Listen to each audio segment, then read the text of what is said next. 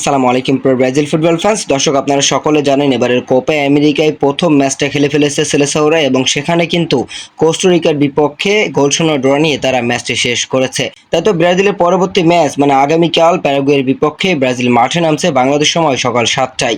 Ranking এর এই 56তম দলের বিপক্ষে সেলেসাওরা জয় পাবে কিনা তা নিয়ে রয়েছে শঙ্কা ব্রাজিলিয়ান ভক্তদের মনে।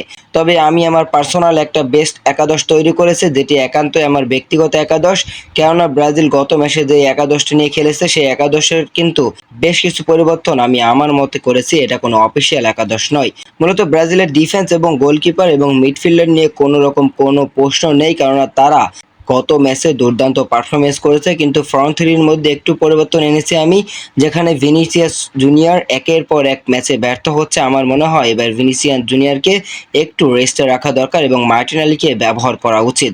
এবং সেন্টার ফরওয়ার্ডে কিন্তু আমার মনে হয় রদ্রিগোকে রাখা হবে, কেননা রদ্রিগো কিন্তু বিশ্বের যে কোনো দলের ডিফেন্স ভাঙার ক্ষমতা আছে তার, এবং তাই তো রদ্রিগোকে আমি শুরুর একাদশে চাইবো। এবং শেষ পর্যন্ত কিন্তু রাইট উইঙ্গে আমি চাইবো সাবিনোকে। যদিও রাফিনা কিন্তু দুর্দান্ত ফুটবল খেলেছে, তবে সাবিনোর ওই 20 মিনিট কিন্তু ব্রাজিলিয়ান ভক্তদের চোখে এখনো লেগে রয়েছে। তাই আমি এই শুরুর একাদশে সাবিনোকেও চাইবো।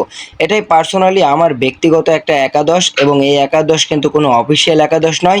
তবে আমরা কিন্তু পরবর্তীতে আপনাদেরকে জানিয়ে দেবো গ্লোবি স্পোর্টস অথবা টিএনটি স্পোর্টস কোনো রকম কোনো তথ্য, কোনো রকম কোনো প্রতিবেদন প্রকাশ করলে প্যারাগুয়ের বিপক্ষে কোন একাদশ নিয়ে ব্রাজিল মাঠে নামছে এটার অফিসিয়াল কোনো একাদশ আমরা পেলে অবশ্যই আমরা আপনাদেরকে জানিয়ে দেবো। তবে তার আগে একটা কথা বলি, আমার এই একাদশটি আপনাদের কাছে কেমন লেগেছে অবশ্যই জানিয়ে দিতে পারেন আমাদের ভিডিওর কমেন্ট বক্সে।